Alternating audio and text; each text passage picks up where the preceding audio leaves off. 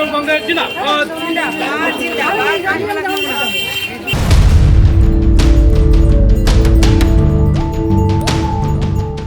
স্বরূপনগর সীমান্তবর্তী এই বিধানসভার যিনি মনোনীত প্রার্থী হয়েছেন তৃণমূল কংগ্রেসের বীণা মণ্ডল, তিনি 3 বারের জন্য কিন্তু এখানে জয়ী হয়েছেন এবং জনপ্রতিনিধি হিসাবে মানুষের পাশে সুখ দুঃখে সবসময় পাশে তাদের থেকেছেন।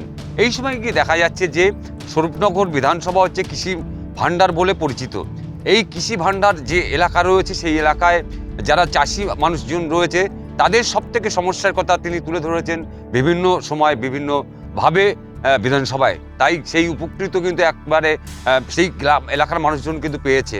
এই বিধানসভার এবং নির্বাচন 2026-এ বীণা মণ্ডল সঙ্গে রয়েছে এবং আমি সার্বিক ব্যাপারটা জানতে চাইব। একদিকে রয়েছে বোলবিল্লি, যেখানে একটা মৎস্য চাষ হয়, বিশাল এলাকা নিয়ে একটা মৎস্যজীবীদের রুটি রোজগার আছে। অন্যদিকে রয়েছে জমি, মাঠের যেসব জমি রয়েছে ধানের থেকে শুরু করে বিভিন্ন জমি জায়গায় রয়েছে, তাদের কী ধরনের মানে কীভাবে পাশে থাকবেন, কিভাবে ভোট প্রচার করছেন, পুরো বিষয়টি নিয়ে দিদি আপনাকে জানতে চাইব যে এই সীমান্তবর্তী যে এই বিধানসভায় 3 বার আপনি জয়ী হয়েছেন, তৃতীয়বার বা চতুর্থবারের জন্য আপনাকে আবার মাননীয় মুখ্যমন্ত্রী আপনার উপরে ভরসা রেখেছে, মানুষের পাশে ছিলেন, থাকবেন এরকম আশা দিয়েছেন।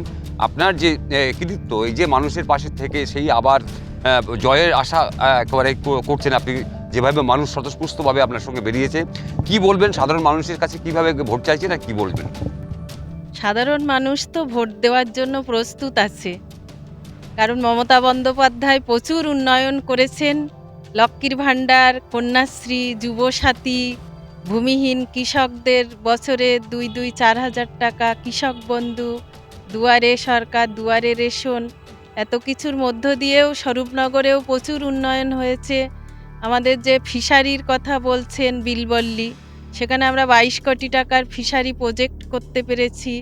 প্লাস যেসব কৃষকরা আছে, কৃষি জমি, আমাদের সগুনা জিপিতে ঘোলা বলে একটা জায়গা আছে, সেখানে RLI স্কিম করা হয়েছে।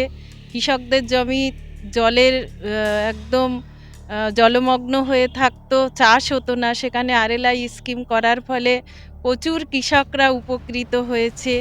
এইরকম আমাদের স্বরূপনগর যে কৃষি ভিত্তিক যে কৃষকরা আছে, তারা ভীষণভাবে খুশি মমতা বন্দ্যোপাধ্যায়কে ভোট দেওয়ার জন্য এবং প্রস্তুত মানুষ। এই এলাকায় একেবারে সীমান্তবর্তী এলাকা, ওপারে বাংলাদেশ, এপারে ভারতের স্বরূপনগর। আপনি বিধানসভার বিধায়িকা ছিলেন, 15 বছর ধরে এখানে জনপ্রতিনিধি হিসাবে মানুষের পাশে ছিলেন। এইবার যে ভোটটা, একটা 26-এর যে ভোট, একটা এই ভোটের সময় আপনার এই যে প্রচার করছেন বাড়িতে বাড়িতে গিয়ে, মানুষের কিভাবে সাড়া পাচ্ছেন? 100% মানুষ একদম সাড়া পাচ্ছি এবং মানুষ ভোট দেবে তার জন্য তৈরি আছে। আর SIR নিয়ে যে পরিস্থিতি তৈরি করে দিয়েছে বিজেপি সরকার, সেখানে মানুষ তো বুঝতে পারছে তাদের নাগরিকত্ব থেকে বঞ্চিত করা হয়েছে। কারণ আমি এদেশীয়, আমার স্বাধীনতার পর থেকেই আমি ভোট দিয়ে আসছি, আমাদের ভোটে বিজেপি সরকার গঠন করেছে, তাদেরকে আবার নতুন করে নাগরিকত্বের প্রমাণ দেখাতে হচ্ছে। নাগরিকত্বের প্রমাণ দেখানো সত্ত্বেও ভোটার লিস্ট থেকে নাম ডিলিট করে দেওয়া হচ্ছে। এই পরিস্থিতির মধ্য দিয়েই মানুষ মমতা বন্দ্যোপাধ্যায়কে ভোট দেওয়ার জন্য প্রস্তুত। এলাকার একটা বড় একটা সমস্যা মানুষের বারবার পোহাতে হয় যে চারঘাট বা সগুনা, এই 3টে জিপি আছে, এইটা বারবার মানে প্রতি বছর বর্ষার সময় জলের তলায় চলে যায়। এই যে ইছামতি, যমুনা এবং পদ্মা, 3টে নদীর যে জল গোটাটাই গ্রামের উপর দিয়ে বয়। এই কারণে দেখা যাচ্ছে একদিকে কৃষকরা ক্ষতিগ্রস্ত হচ্ছে, অন্যদিকে স্কুল পড়ুয়ারা স্কুলে যেতে পারছে না, ঠিক টাইমে পরীক্ষা দিতে পারছে না, বিভিন্ন রকম মানুষ বিক্ষোভ দেখিয়েছে, সব কিছু করেছে। আপনি সেইখানে গিয়ে আবার সামাল দেওয়ার চেষ্টা করেছেন।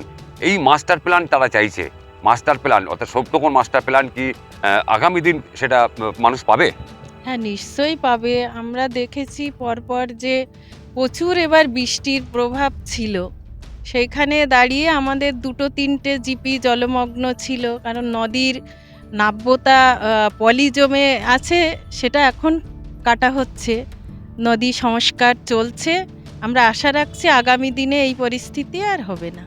আপনার যারা বিরোধী রয়েছে, এই দলের মধ্যে যারা রয়েছে, তাদের একটা অংশ তাদের দেখা গেছে যে আপনার বিরোধী করতে, যে বিভিন্ন সময় আপনাকে ছোট করেছে, হেনস্থা করেছে, আপনি সব কিছু মুখ বুঝে সহ্য করে ঠিক আমার ঠিক জায়গায় এসছেন এবং প্রার্থী হয়েছেন। এই যে বিরোধী যারা আজকে আপনার কুৎসা করেছিল, টিকিট না পাওয়ার জন্য আপনার যথেষ্ট পরিমাণে তারা তৎপর হয়েছিল, তাদের বিরুদ্ধে কি বলবেন?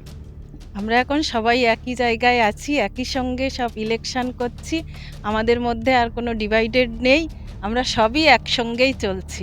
এই যে দেখলাম যে আপনি রান্না করছেন এটা বাড়িতে ঢুকে, কাঠের মানে জালে রান্না করছেন, কেন বোঝাচ্ছেন মানুষকে যে এই গ্যাসের মূল্যবৃদ্ধি বা গ্যাস সংকটে মানুষ ভুগছিল, সেই আতঙ্কে থেকে মানুষকে বোঝানো যদি?